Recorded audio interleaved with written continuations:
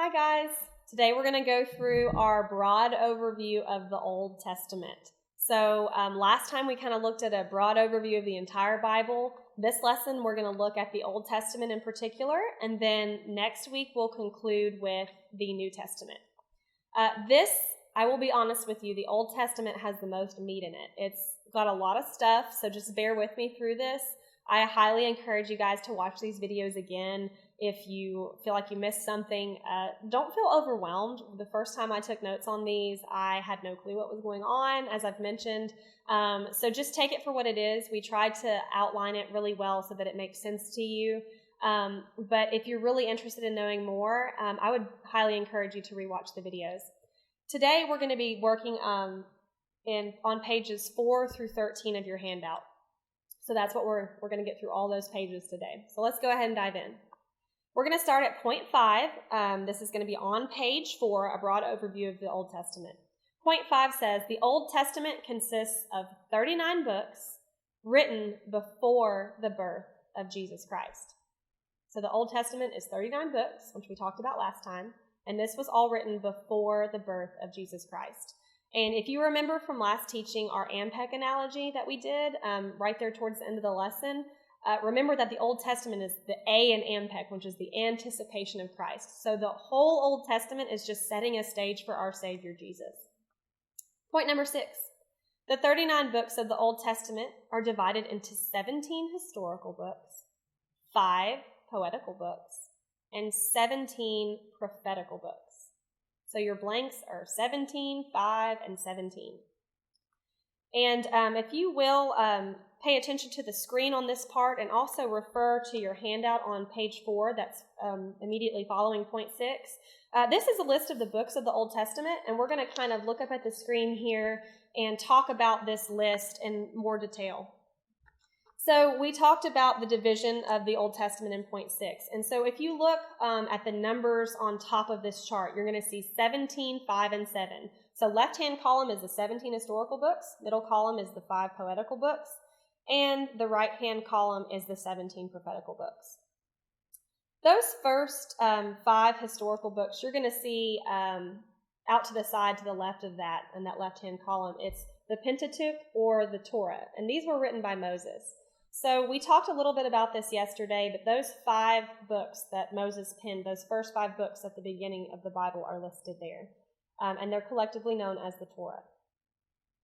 And then if you want to just kind of bounce over to the right side of the screen and look at the 17 prophetical books, I just wanted to make a quick point on them. You see that they're also kind of divided into 2 categories. That top one is the major and the bottom one is the minor. And it's important to understand that in these prophetical books, that major doesn't mean that it was more important. It just means that it was longer. So the major books are longer, and the minor prophetical books are shorter. Okay. All right. So now we're going to kind of go to these bullets. We're going to bounce back to page 4 of our handout and go to these bullets underneath. We already mentioned the first bullet. The first 5 books of the Bible are collectively known as the Pentateuch or the Torah. These books were written by Moses. Okay, now we're going to look at that middle column again, and we're going to focus on the poetical books. So these 5 books we're going to talk about. Concerning the poetical books, Job is about suffering. Job is about suffering. Psalms is about worship. Proverbs is about wisdom. Ecclesiastes is about meaning. And Song of Solomon is about marital romance. Marital romance. So concerning the poetical books, Job is about suffering, Psalms about worship, Proverbs about wisdom, Ecclesiastes about meaning, and Song of Solomon about marital romance. Okay, so down to the bottom bullet on page 4, the first thing we talked about on the prophetical books on the right-hand side of the column was that they were divided into 2 categories, major and minor. The second thing to know concerning the prophetical books is that there are 3 major categories, and we're going to write those down in our blanks here. And they're all in reference to a period of exile. There's going to be the Pre-Exilic, So in your first blank, pre-exilic, obviously that's everything before the period of exile. The second blank will be exile, so during the exile. And the last blank is post-exilic, meaning everything that happened after the exile period. So pre-exilic, exilic, and post-exilic are what you write in your blanks there. There's also 3 prophetical books I should mention as an aside that don't fit into that little category that we just mentioned there, pre, post, and during exile.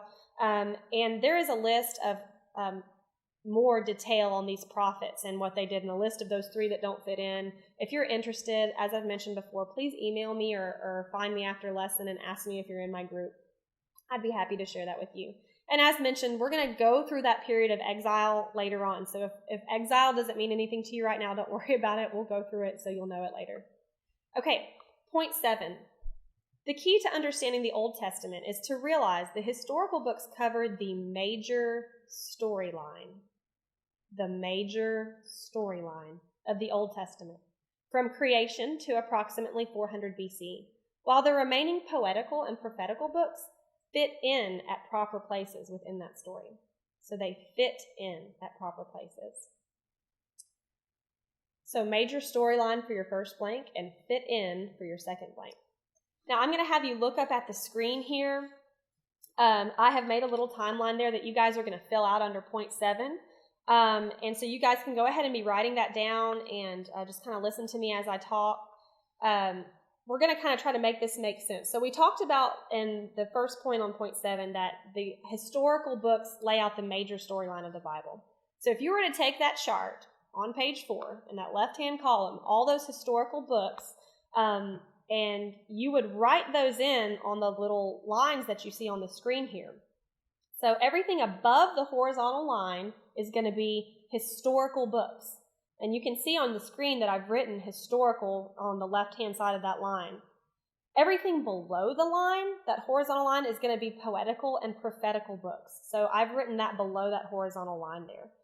And what that's saying is that's taking all the text and the wording of point number 7 here, and it's putting into a chart. So the major storyline is going to be everything above the horizontal line. That's going to be your historical books. And the fitting in is going to be the poetical and prophetical books. They're going to kind of fit into that major storyline. So we're going to just abbreviate the first letter of the book. So you can go ahead and write G for Genesis going all the way down to E for Esther on your timeline. And that's all going to be above that horizontal line. And you can also reference this PowerPoint. We're going to make it available to you, or this video obviously will be available to you so that you can go back and look at that if you missed anything. And you'll notice that on the left-hand side it says creation, and on the right-hand side it says about 400 BC. So that's that timeline of the Old Testament that we're talking about again there. So once you've written all of the lettering on the top line, you're going to want to pay attention to the bottom line, because remember, the bottom is where the poetical and prophetical books fit in. The book of Job, you're going to see that on the far left-hand side below the horizontal line right under Genesis. The story of Job was actually its context and what occurred in that story. They believe that occurred around the same time as Genesis. Genesis does cover a long time period, and they believe that Job fits into that. So that's our first poetical book. Then you're going to see that Psalms is going to fit in right around 1st and 2nd Samuel. So the Psalms were kind of being written during that time period. And then you'll notice that under 1st Kings, we have Proverbs, Ecclesiastes, and Song of Solomon. And these are all the remaining poetical books, and they kind of were written and were occurring during the period of 1st Kings. And then you'll see finally below that horizontal line to the right, a thing spanning between 1st and 2nd Kings all the way to the end of Esther and after. And those were the prophets. And all those prophetical books, we don't list them out individually because there were a lot, but the prophets were all prophesying during that time.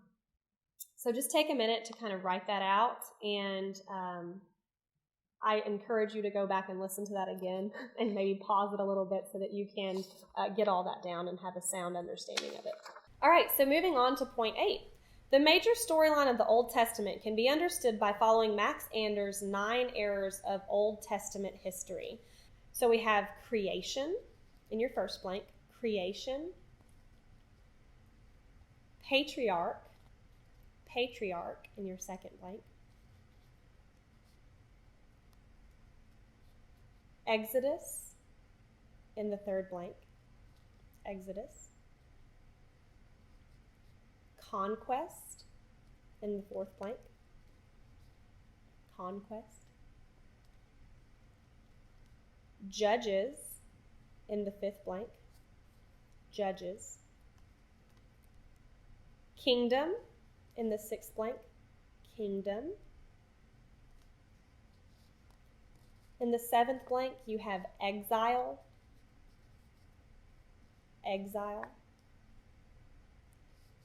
In the eighth blank, we have return. Return. And finally, we have the silence era in the last blank, silence. So those again are creation, patriarch, exodus, conquest, judges, kingdom, exile, return, and silence. Those are the 9 eras of the Old Testament. Now we're going to kind of break down all of those eras of the Old Testament and let you know a little bit about them. So under point number 1, we're going to begin with the creation era. So in the creation era, the book that's going to cover the creation era is the book of Genesis. The author is going to be Moses, and it's believed that he received this message on Mount Sinai. Genesis was written about 1450 to 1400 BC, and we're going to see Adam as the central figure of this era. So the book is Genesis, that's your first blank, and then Adam is your second blank, because Adam is the central figure of this era. So you're going to see that I have 4 bullets underneath this, and this just kind of goes through what was going on during that time.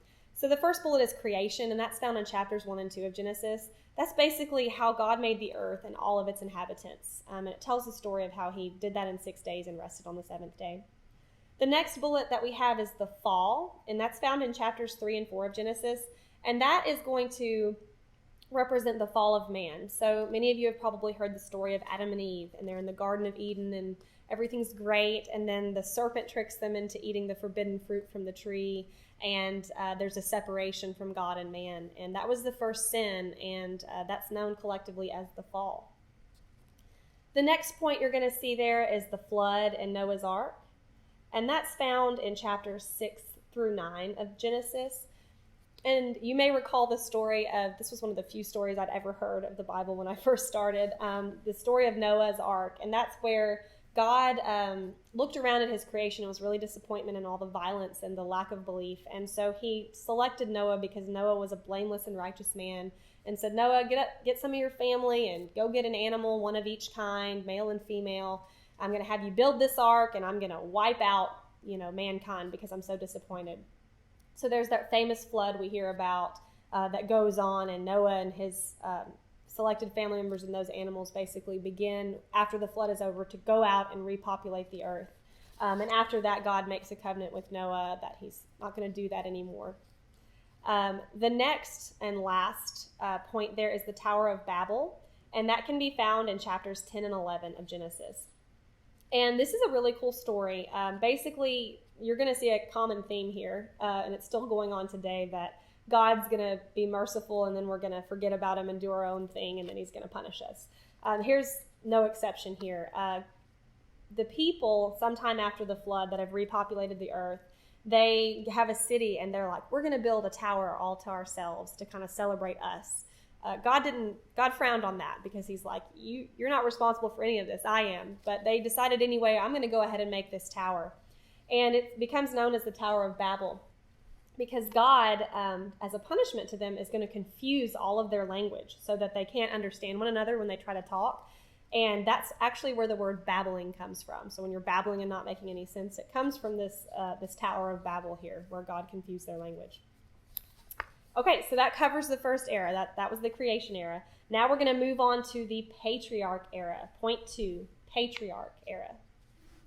The book is still going to be Genesis. It's just picking up where the creation era left off. Abraham is going to be the central figure of this era.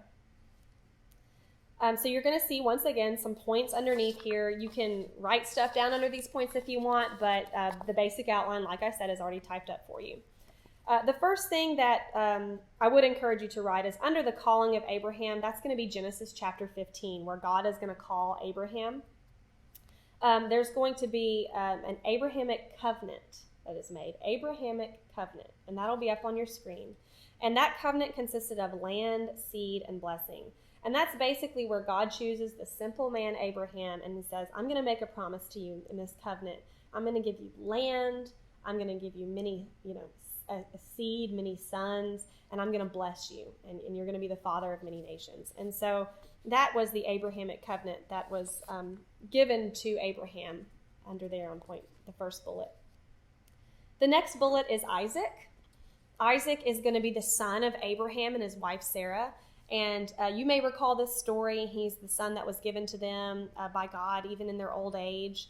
And he's actually the one that Abraham almost sacrifices on the mountain as God's test of his faith. Of course, he does not kill his son, but that's who Isaac is.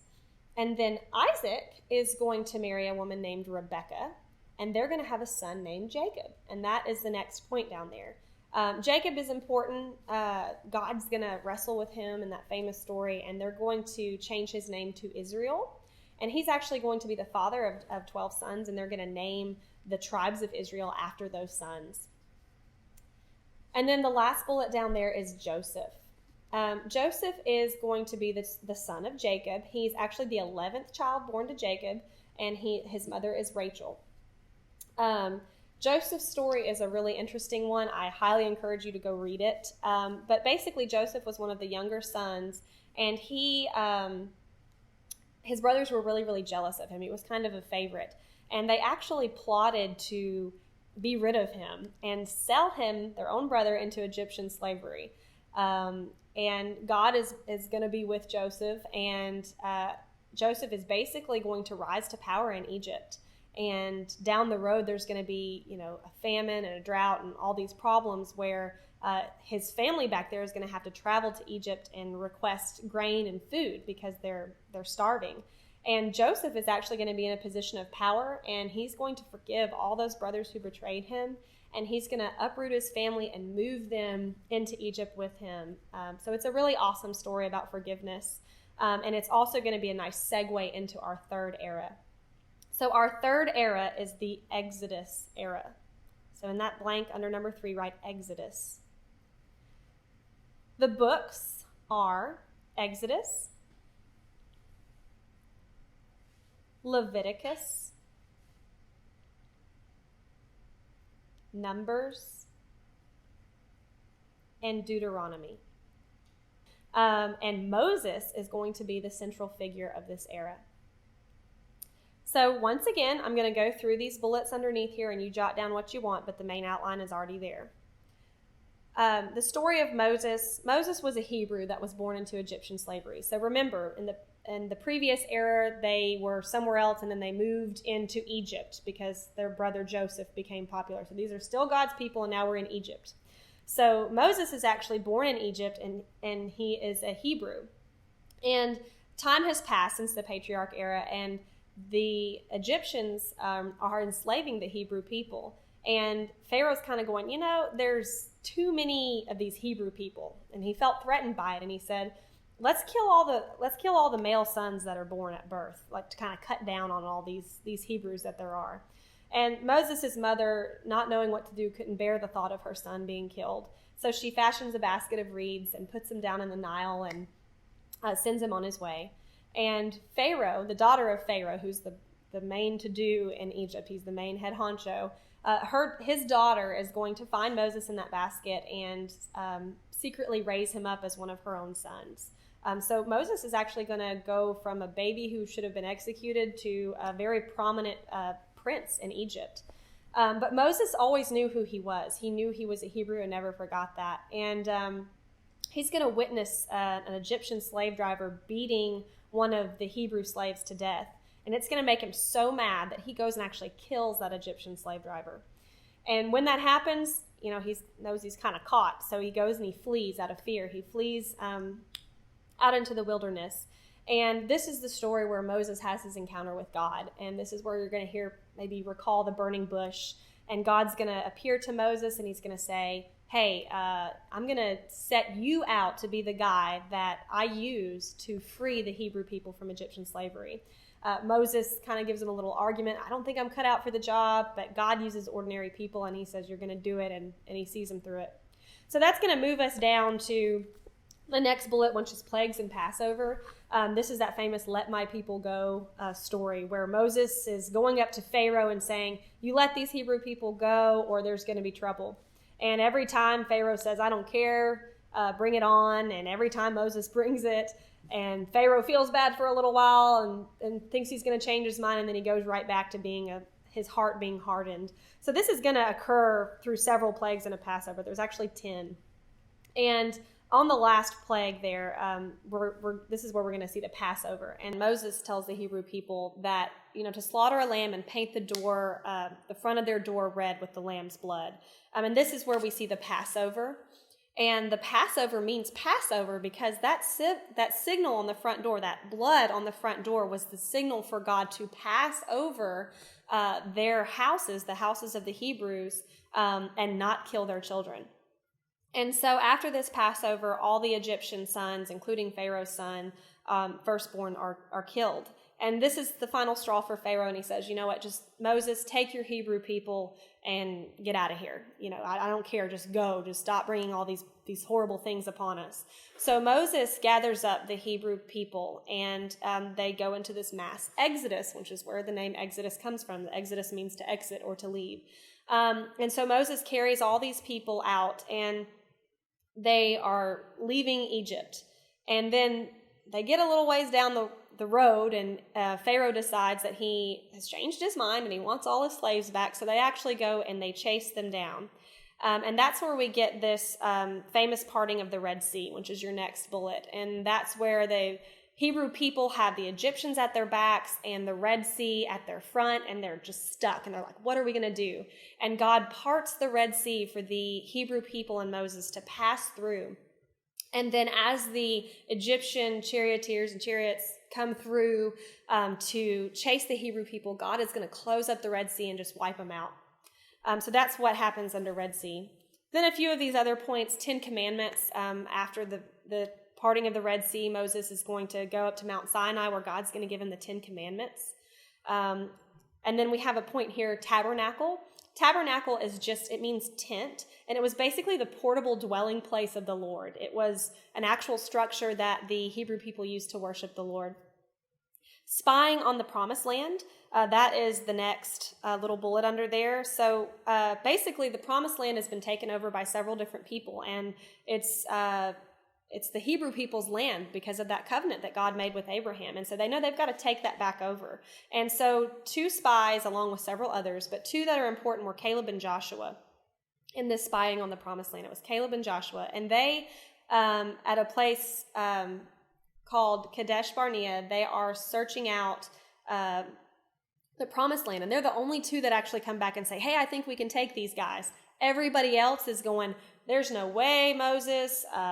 These guys are too big. There's nothing we can do. So as a result of their lack of faith in God, which they exhibit much more times than just the one I've mentioned, you'll see this wandering in the wilderness, which is your next bullet. And that's where God's like, okay, you guys are going to wander in the wilderness for 40 years because you refused to believe me. And so that was a punishment for their sin there. And then lastly, under this bullet, we're going to see, it says Moses dies and passes the torch on to Joshua. This is where leadership kind of shifts, and it gets us ready for our next era. And Moses is actually never going to get to see go into the promised land. He gets to see it, but he never actually gets to go into it. And he's going to die here and kind of pass the torch on to Joshua. Now, there are 3 things below here about Leviticus, Numbers, and Deuteronomy that I have written down for you. But basically, it just summarizes what those books were about. The Exodus book, the book of Exodus we just talked about.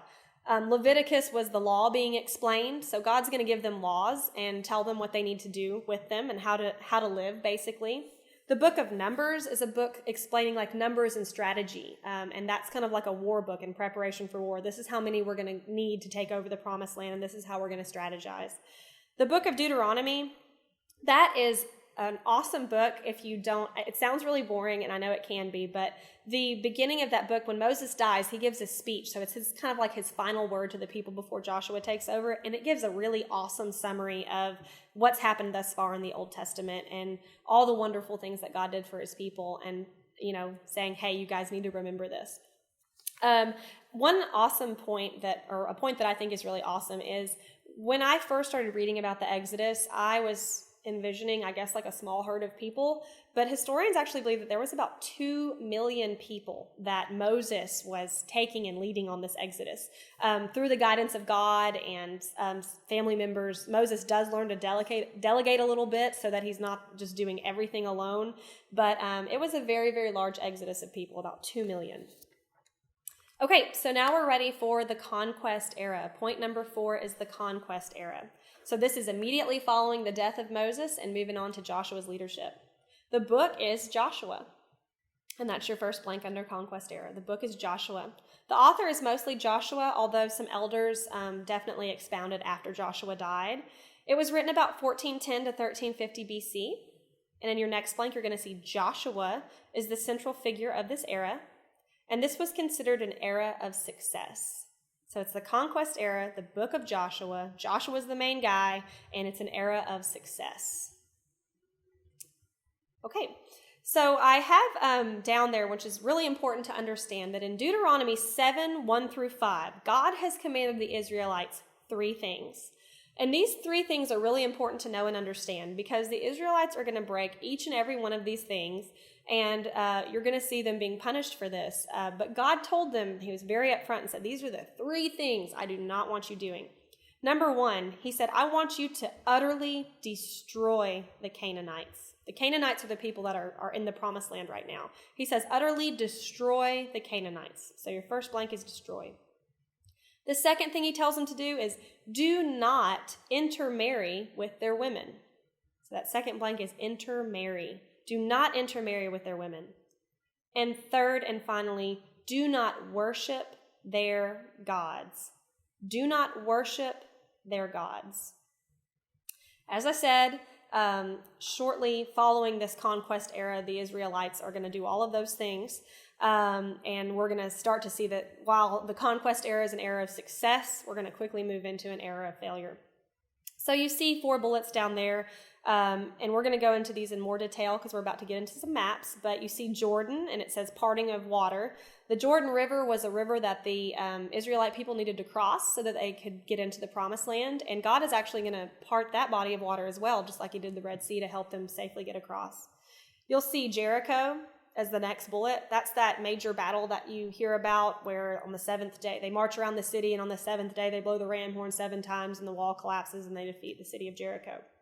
And then you'll see the next bullet is conquest. So that's all the battles, including Jericho and following those, but all the conquests that they had to achieve to recover their promised land. And then the last bullet is dominion, where the 12 tribes of Israel are given their land. Remember Jacob from earlier? He was the father of 12 sons. Those 12 sons become the 12 tribes of Israel. And so we're going to now go into dividing that land amongst the Israelites because now they have gotten to the promised land. Okay, so now we're going to move on to some maps. And I want you guys to just refer to the screen on this because there's going to be some things written in red that you can write out to kind of help you when you're studying this at home on your own time. You're going to see this on page 8 of your handout, but you're going to kind of look up at the screen to know what to write. So on the screen you see there is, first let's look over to the right-hand side of that map, and you're going to see that little body of water sort of towards the bottom right-hand corner that says the Persian Gulf. And then you're going to see a river branching up from that. And there's a little dot where the 2 rivers split, and that dot says Eden.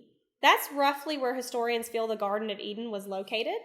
And obviously that is going to denote where the creation era was in the Garden of Eden.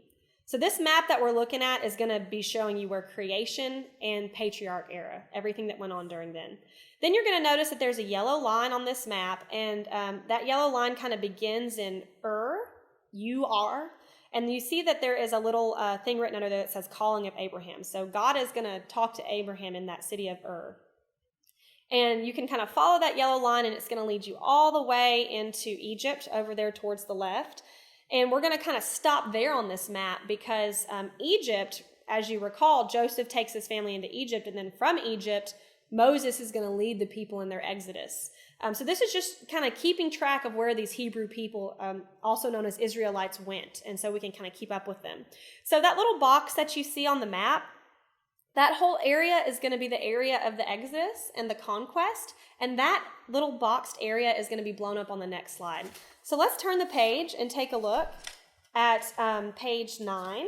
It's page 9 in your handout, but definitely refer to the screen to write down what you need to write down in addition. The first thing I'm going to have you do is there kind of in the upper right-hand corner, you're going to see a little circle with a line going down to it and a little body of water. Kind of looks almost like a keyhole a little bit. And those are some bodies of water that we want to identify because they're really important in the Exodus and Conquest era. That top body of water that looks kind of like just like a circle, that represents the Sea of Galilee. And that's written up there. That's the Sea of Galilee, Galilee. So that's the Sea of Galilee. There's going to be a line that goes directly under there. That line that goes down into the next body of water, that line represents the Jordan River. The Jordan River. And you'll see that in red on the screen. And then finally, that line leads into another body of water called the Dead Sea. And that's there at the bottom, the Dead Sea. And that's all written on the screen. So you have the Sea of Galilee, you travel down it to the Jordan River, and then down further into the Dead Sea. So those are important bodies of water that you need to know before we begin. So let's kind of break from that and look over to the left-hand side of your map, now that we have those bodies of water labeled. And you're going to kind of see there's a bullet there that says Egypt on the left-hand side, just below the Mediterranean Sea. And you see in red there it says Exodus begins and Moses leads. And you can write that down if you like. The map is just kind of going down. You can see the dotted lines, and that's where Moses is going to lead. And we're going to kind of go through it in order. So the Exodus begins and Moses leads. He takes all his people out of Egypt, and then you're going to kind of go on down, and you're going to see where the Red Sea sort of branches out into two horns. And then you'll see that arrow that says parting of the Red Sea. And that is where God parts the Red Sea so the Israelites can escape. And if you follow that down a little further, kind of down into the very bottom there, the trough of the Red Sea, you'll see a triangle. And that triangle says Mount Sinai on your map. And you'll see that there's written 10 commandments right there. So I'm going to give you guys kind of time to write out all of this stuff, and I'm going to kind of recap. So in the left-hand side, we see Egypt where Moses leads the Exodus. We see the parting of the Red Sea, and then on down to Mount Sinai, where Moses is given the 10 commandments for the people of Israel to live by. Following that dotted line up, we're going to see Kadesh Barnea.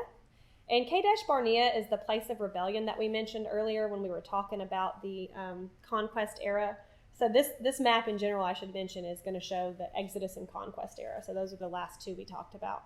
So at Kadesh Barnea, that's where they spied on the Promised Land, and other than Joshua and Caleb, nobody had any faith, and God got angry.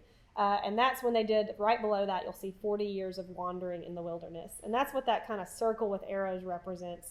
As a punishment for their rebellion in Kadesh Barnea, God says, okay, you're going to wander the wilderness for 40 years. So that's what that little swirly thing represents there.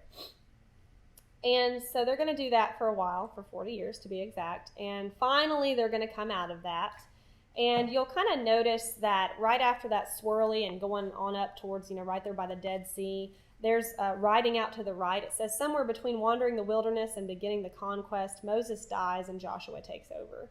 So somewhere in that time span, if you kind of wanted to break it up to know where Moses stops and Joshua begins, you could just draw a little star there and say Moses dies, Joshua takes over. Following that line on up, we're going to get to that point right where that hashed line is going to cross over the line that represents the Jordan River. It's going to be running perpendicular to that line. And this is where God parts the Jordan River for the Israelites. And so you could write something like, parting of river there, because that's where the Israelites, they need to travel from east to west. So the right-hand side is east, the left-hand side is west. So that crossing right there, that parting of the river, is where the Israelites are going to go from east to west so that they can begin conquering their promised land. And their promised land is actually going to lie there to the left or to the west of the Jordan River. So in between the Jordan River and the Mediterranean Sea, you can see the bullet that says Jericho. That's that first battle we mentioned. Then you're going to go over and you're going to see the thing that says Ai. It's actually pronounced Ai. That's another area they conquered. And then you'll see an arrow drawn down to S and then one up to north. And all that represents is that they conquered Jericho, then Ai, then southern kingdoms and northern kingdoms. And once they had conquered all that, they had recovered their promised land. So when you see over there to the left, kind of written in where the Mediterranean Sea is, areas that were defeated to recover the promised land are written there. So this is just kind of showing a generalization of what we went through. And you can kind of go through this again on your own time. You have Moses leading them out of Egypt, parting of the Red Sea, 10 Commandments, spying on the promised land, disobeying God and being forced to wander the wilderness, Moses dying, Joshua taking over, Joshua parting, going through the Jordan River that God parts for them, conquering battles to the west of the Jordan River, and recovering the promised land. Lastly, you can see that there is a yellow highlighted area that kind of has little dots around it. And that's actually going to be blown up on the next slide. And that little dotted area is going to represent kind of roughly where the Israelites settled. I drew this map, and so it's not great, but it's going to kind of let you see where the Israelites settled after that. So if you'll remember when we talked about the Conquest Era, at the very last it said dominion, which was giving the 12 tribes, dividing up their land for them. So we'll go ahead and go to the next page, and then of course I just want you to still look up at your screen. There's not much to write on this one like it was last time.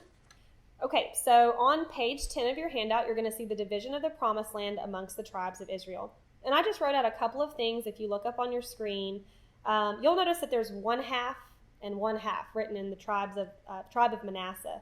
And you'll see that the two bodies of water there to the right of the Mediterranean Sea, the grayed in areas, that top one represents the Sea of Galilee, the squiggly line going down is the Jordan River, and then that bottom grayed body of water is going to represent the Dead Sea.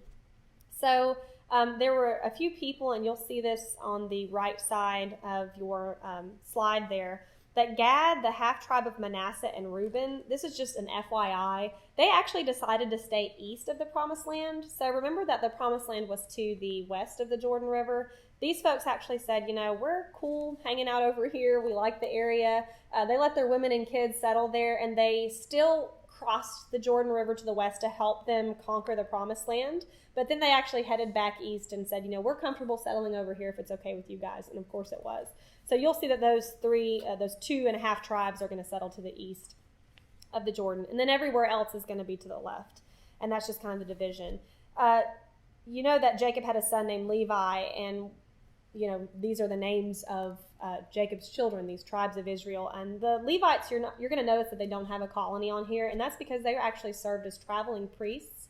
And so they traveled the area and served as, kind of regulators and authority there for the people. So in Numbers 32, it talks about that, how they didn't get an actual colony to settle, but they were just traveling priests.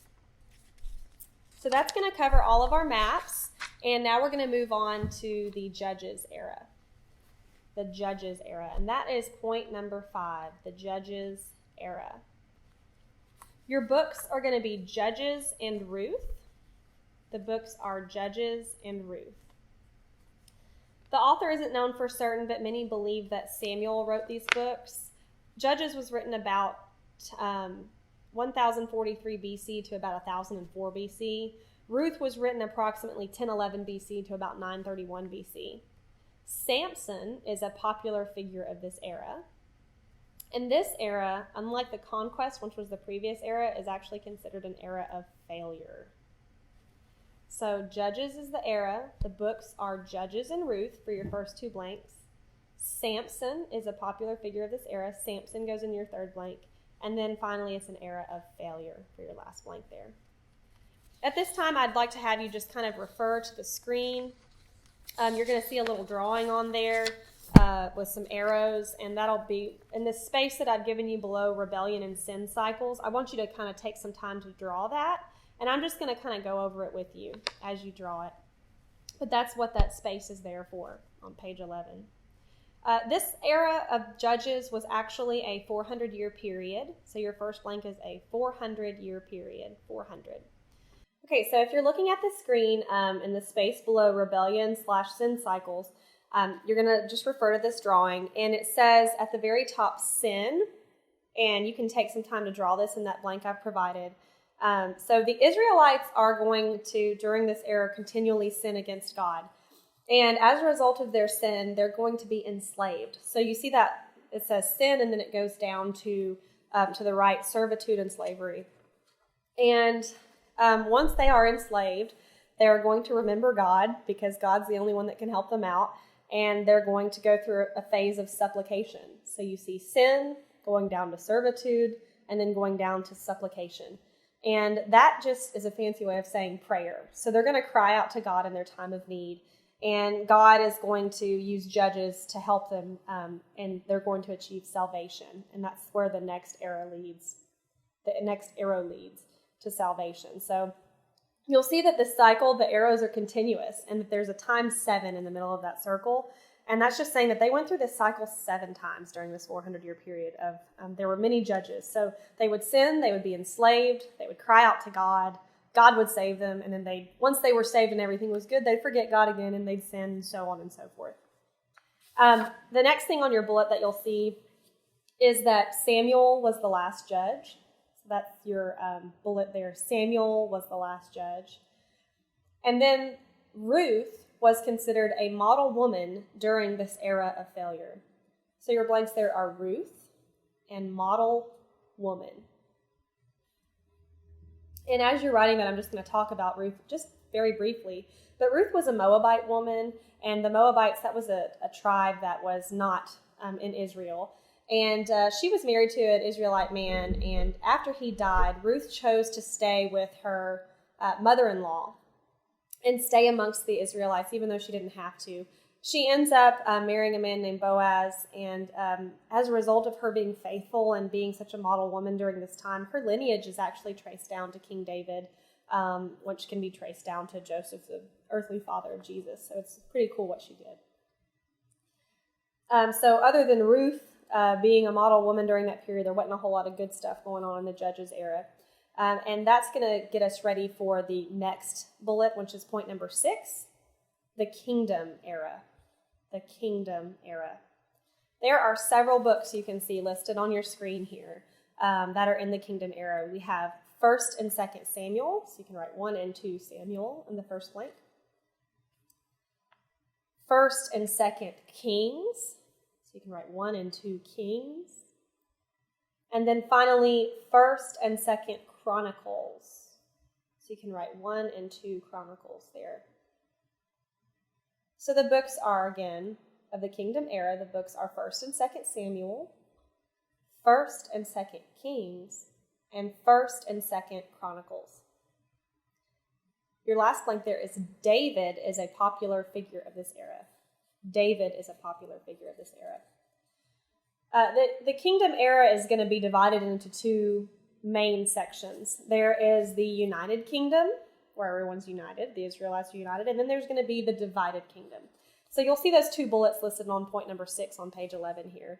But we're going to first talk about the United Kingdom. Israel's 12 tribes wanted to be like everyone else. So in all these surrounding areas outside of the tribes of Israel, everybody else had a king.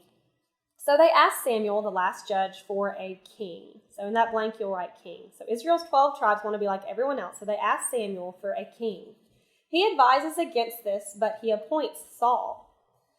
So they want to be like everyone else around them, once again, instead of following God. They want a king, and so Samuel, who's the last judge and also a prophet, he's going to appoint Saul for them. And then you're going to see a list of kings down here. You'll see that under 1st and 2nd Samuel, we have 3 blanks. Each of these 3 kings ruled for 40 years. The first king was King Saul, S-A-U-L, Saul. Saul is going to rule for 40 years from 1051 BC to 1011 BC. His successor is going to be David. So in the second blank, write David. David rules for 40 years from 1011 BC to 971 BC. And finally, we're going to see Solomon. Solomon, Solomon. Solomon is the son of David. He's going to also rule 40 years from 971 BC to 931 BC. So when the kingdom was united, those were the three kings that ruled. Now we're going to go down to the divided kingdom, and it talks about the divided kingdom in 1 Kings. So in your first blank there under divided kingdom, you're going to write Solomon. Solomon has a spiritual drifting, and that is a really nice way of putting it. Solomon has a spiritual drifting, and this results in civil war upon his death. So civil war is your next two blanks there. Solomon, he really, really gets led astray, and his story is very, very interesting. He gets on the right path before his death, but as a result of his spiritual drifting during his life, this is going to basically divide the kingdom of Israel. And so we're going to see that division in further detail down here. You have the northern kingdom, and the northern kingdom is going to consist of 10 tribes of Israel. So remember there were 12, but these 10 tribes of Israel are going to take on the name Israel. So the northern kingdom consists of 10 tribes of Israel. This kingdom takes the name Israel. That's your first blank. The northern kingdom was ruled by Jeroboam.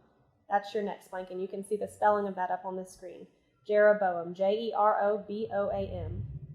The northern kingdom is ultimately going to be conquered by Assyria, and they'll be forever scattered.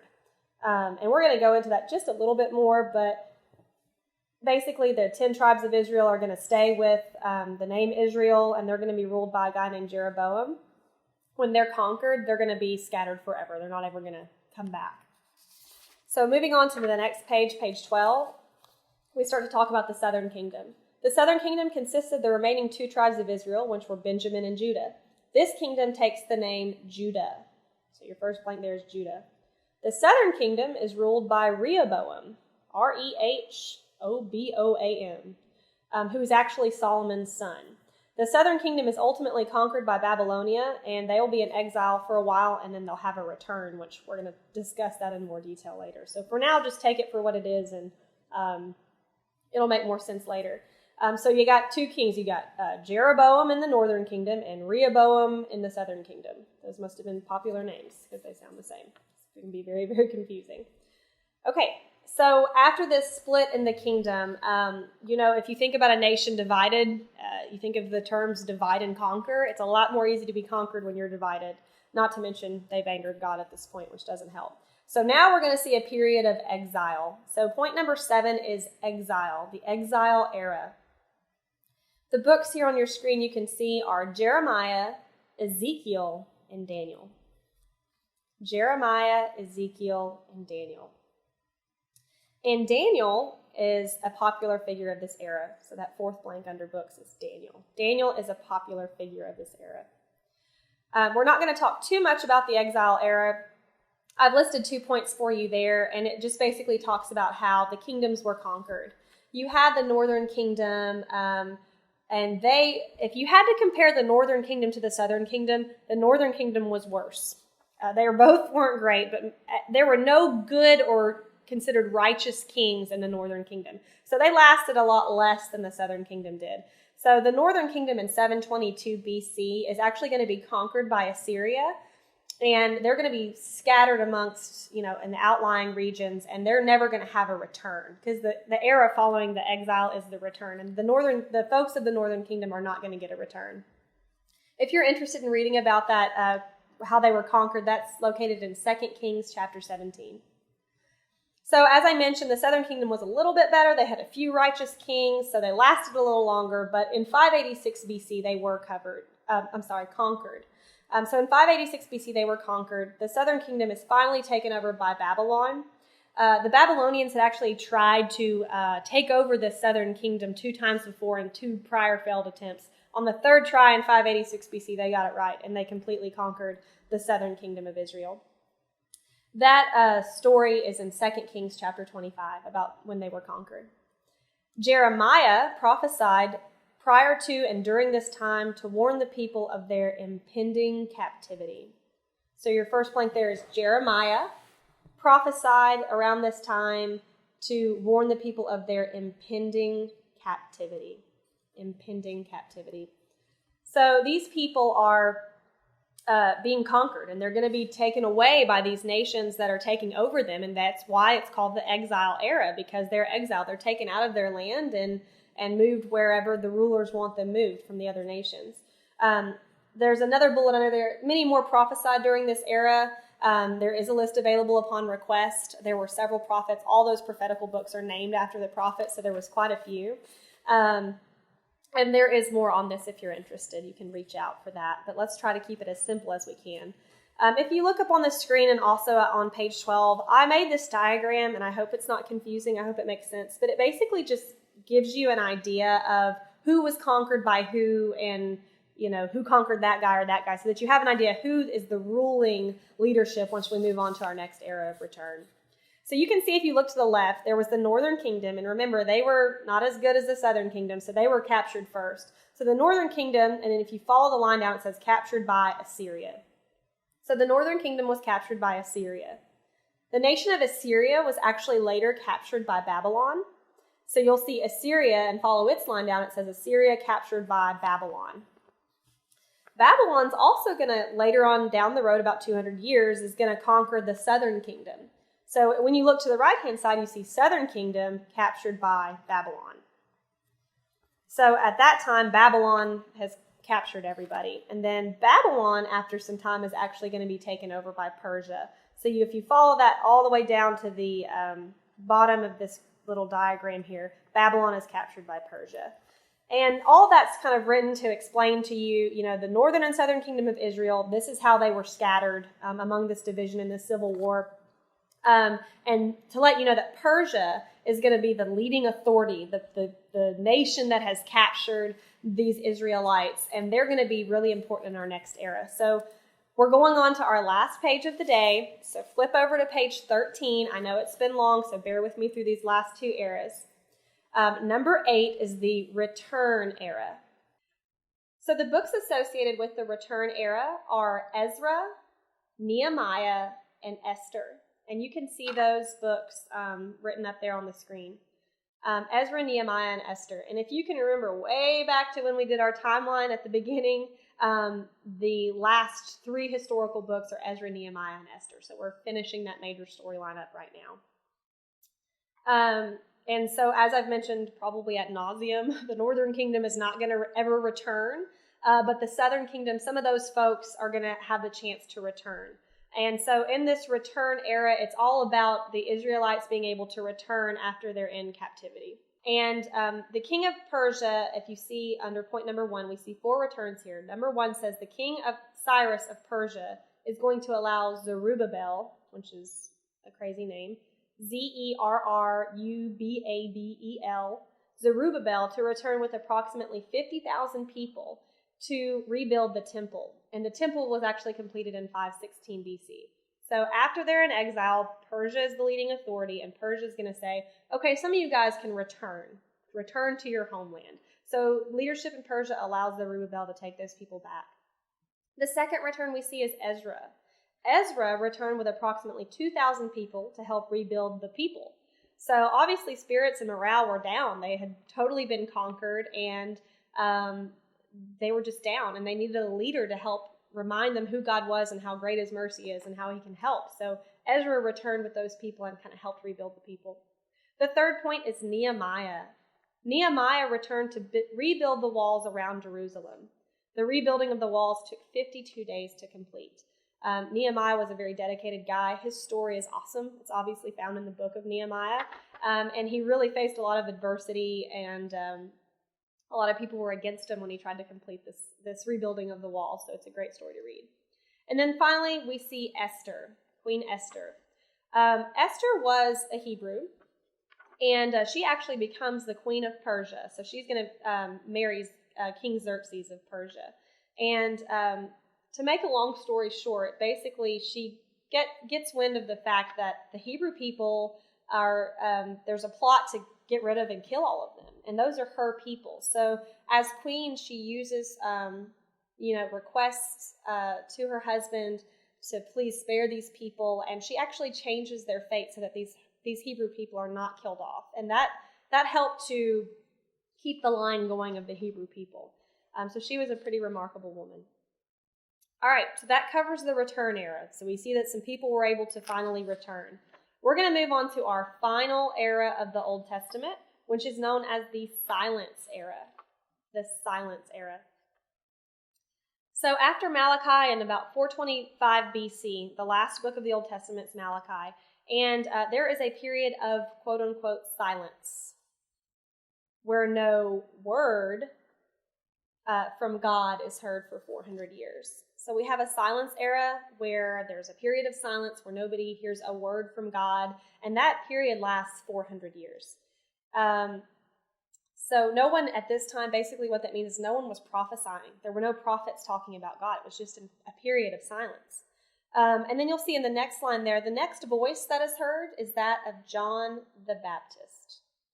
John the Baptist. And while you're writing that down, I'm going to talk. Matthew 3:3 is where you're going to find John the Baptist, that famous verse of the Bible and says, "Make ready the way of the Lord," where John the Baptist is in the wilderness and he knows that Jesus is coming and he's ready to make way for the Lord. Now remember, under this bullet it says remember. It's only called the silence era because no one was prophesying. But it's very important that we understand that during all of this 400 years of silence, that God is still there paving the way for the Messiah. So Messiah is your last blank there. So while no one was prophesying, God was still had his hand in what was going on the earth, and he was making things ready for the Messiah. And so you're going to see here 3 ways that God was at work during the silence era, and these will be put up on the screen. The first way was with the Greeks. The Greeks. So write Greeks in your first blank there. And then after that, we're going to write Hellenization. That's spelled Helleniziation, Hellenization. And Hellenization refers to a common tongue or language that was created, and God used this as a way so that we could spread the gospel to everyone. So if everyone's speaking a common language, it's easy to spread the gospel. And that was known as Hellenization. The next bullet, we'll see the Romans. The Romans. And you know the Romans from your history textbooks. They did a lot that influenced Western civilization. The Romans created military peace. So in your first blank, military peace. Multiple road systems. Multiple road systems. And a stable government. A stable government. So the Romans created military peace, multiple road systems, and a stable government that would help to spread the word of the New Testament in the future. And lastly, the third way that God was at work during the silence era is in the Jews, God's people, the Jews. God was at work in the hearts of his people. The hearts of his people. That's those 4 blanks there. So the Jews, God was at work in the hearts of his people. They had been oppressed and were ready for a Savior. So there's a lot of blanks there. I'm going to go over them again. The Jews, God was at work in the hearts of his people. They had been oppressed and were ready for a Savior. That is going to conclude thank God, literally, our overview of the Old Testament. The Old Testament is huge. It's the biggest portion of the Bible. Remember, it has 39 books versus the 27 in the New Testament. It is really wordy and difficult to understand. So don't get down about this if this is at all confusing to you. Go back and look over it. Read the book like I mentioned. And then we'll see you next time for the final overview of the Bible on the New Testament.